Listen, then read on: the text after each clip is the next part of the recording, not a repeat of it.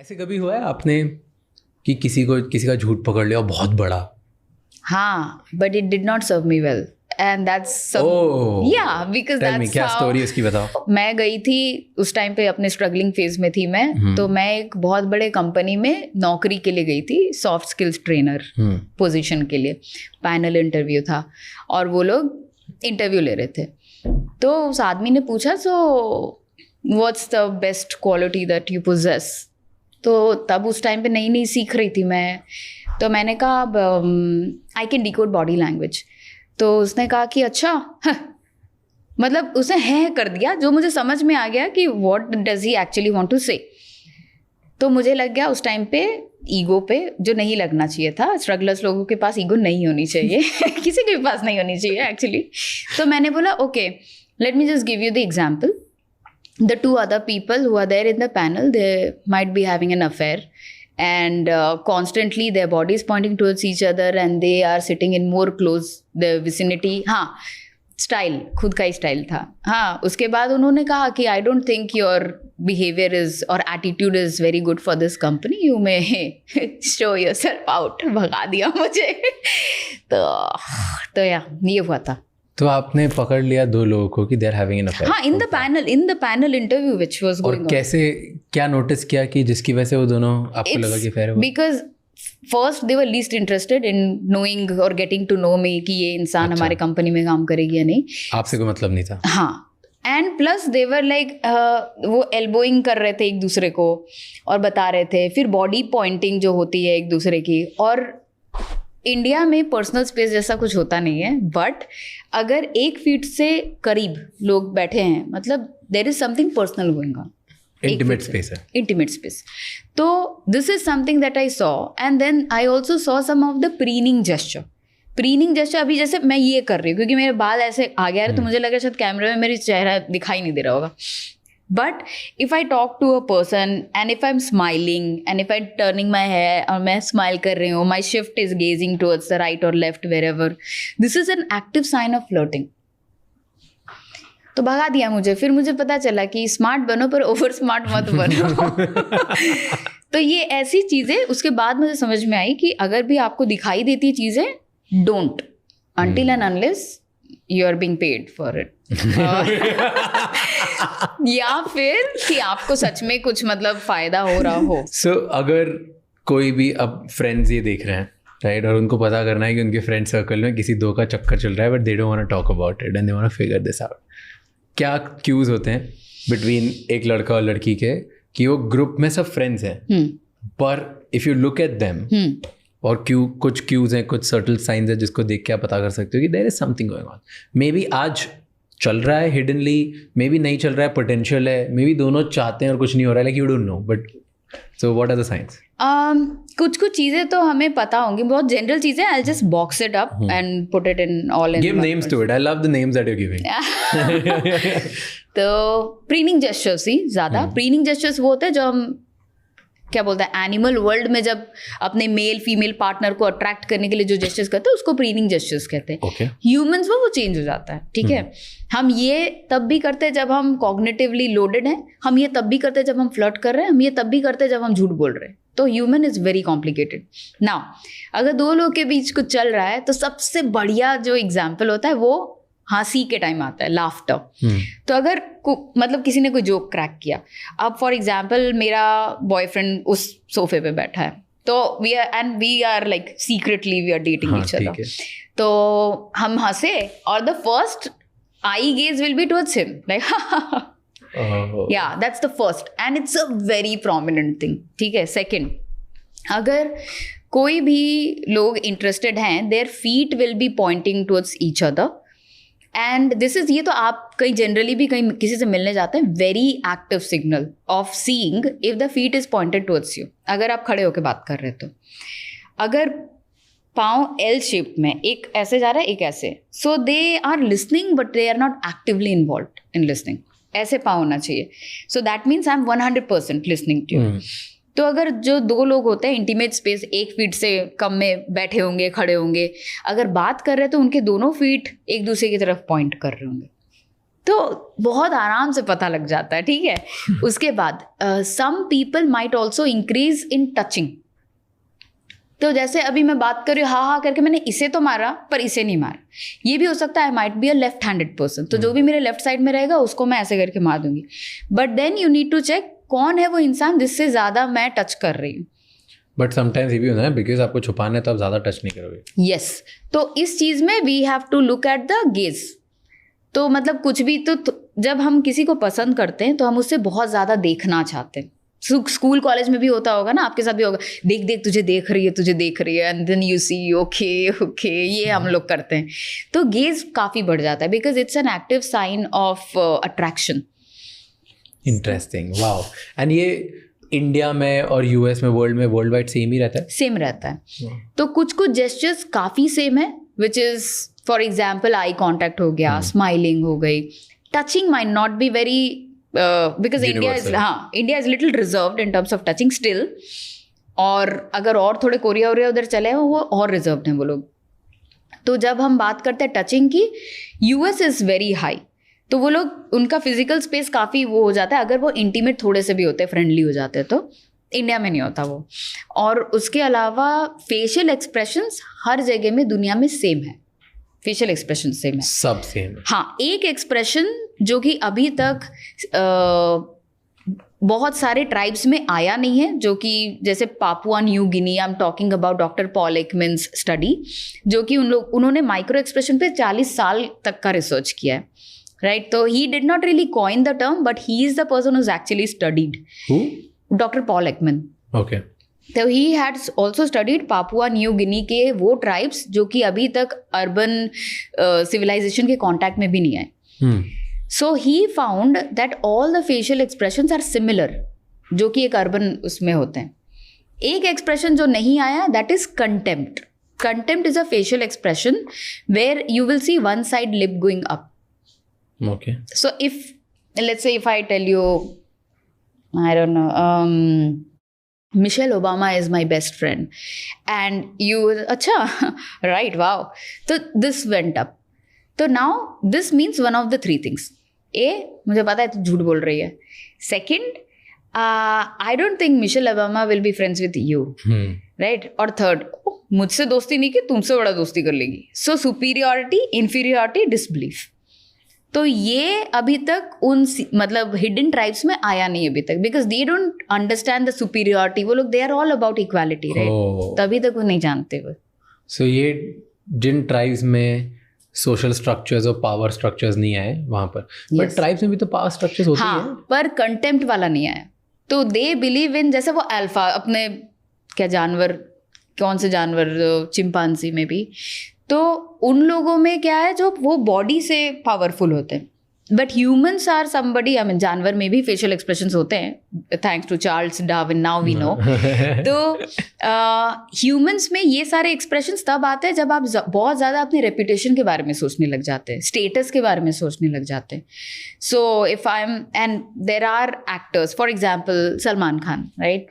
You will see his smile one-sided going up. It's not a baseline smile that he has. When he smiles, he's like, so it's Salman. Like he's got the persona and everything. And one of my favorite clips is where he's talking about आपकी अदालत में आपने इनसे हाथ मिलाया, आपने उनसे हाथ मिलाया, आपने इनसे हाथ नहीं मिलाया. तो he said अब उनसे कोई प्रॉब्लम नहीं है, and then he does this. मतलब I am feeling that I am superior, right. Yes.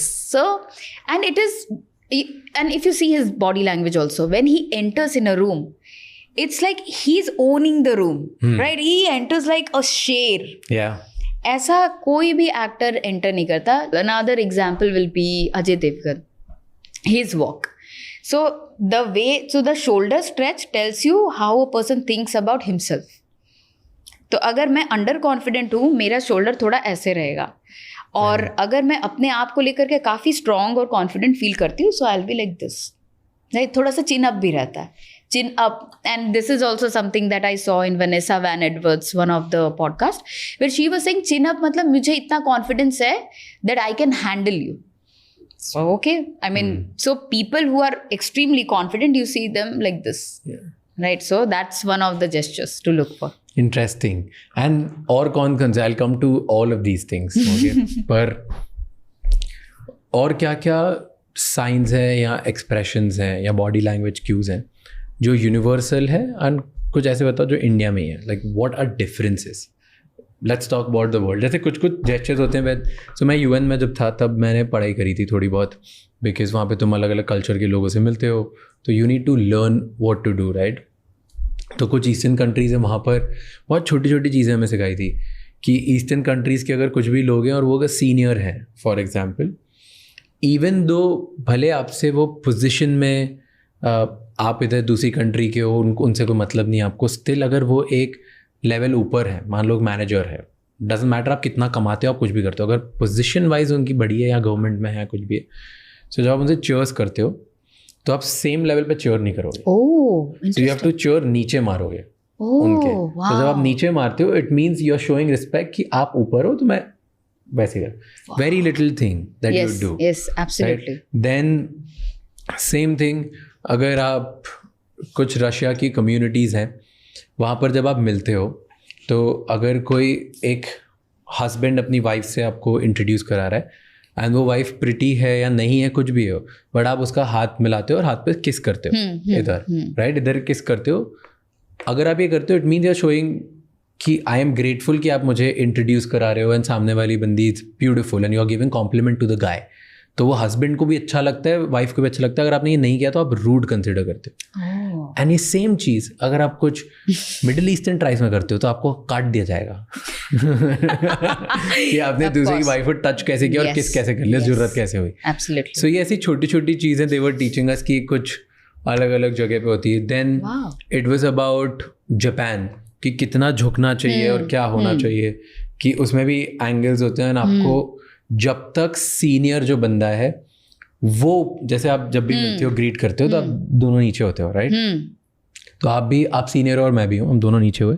अब जब तक आप ऊपर नहीं होगे ना और ऊपर करके जा नहीं आता, लाइक तब तक आप अपना टेंशन छोड़, तब तक मैं ऊपर नहीं आ सकता. Like I can't. अगर मैं आपके साथ हूँ और हम दोनों ऊपर आ गए ऐसे, तो मैं आपको बता रहा हूँ कि मैं पावरफुल हूँ तेरे जितना. This can't happen. तो these were the little things that they taught us. तो ऐसे कुछ हैं, कुछ बॉडी लैंग्वेज चीज़ें जो यूनिवर्सल है और इंडिया में अलग है, क्योंकि ये सब इंडिया में कुछ फर्क नहीं पड़ता. इंडिया में एक ही है, जैसे पैर पड़ना. किसी दूसरी कंट्रीज में अगर आप पैर पड़ोगे तो वो क्या कर रहा है भाई, व्हाई यू बीइंग ऑकवर्ड. तो मैंने रिसेंटली देखा एक ना चेस की कोई वो थी, लड़का था या लड़की थी, अभी याद नहीं आ रहा मुझे, but that person actually met the grand master. कोई फॉरेनर आदमी था, नाम एकदम नहीं याद आ रहा. I have seen the clip. तो वो लेते हैं and then that person touches the feet. इस इंसान को पता ही नहीं क्या करना है, वो ऐसे हड़बड़ा जाता है. So what you mention about that. अच्छा, एक और मेरे पास एनेक्डोट है. तो मैं मलेशिया गई थी अपने लाई डिटेक्शन के कोर्स के लिए. तो जब वहाँ पे हमारे सेशन चल रहा था तो ब्रेक होने वाला था. तो जैसे ही ब्रेक हुआ मैंने अपने ट्रेनर को कहा, क्राइस्टन नाम था उनका, मैंने कहा Kristen I will just be back. तो मैंने ऐसे कर दिया.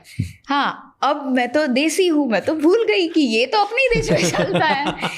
तो क्राइस्टन बोल रहा है व्हाट. मैंने कहा आई हैव टू गो. तो बोला गो वेयर. हम इतना भी नहीं बोल सकते ना कि भाई मुझे वॉशरूम जाना है, हम तो बोल ही नहीं सकते, हमें शर्म आती है. मैंने कहा आई हैव टू गो. तो बोला गो वेयर.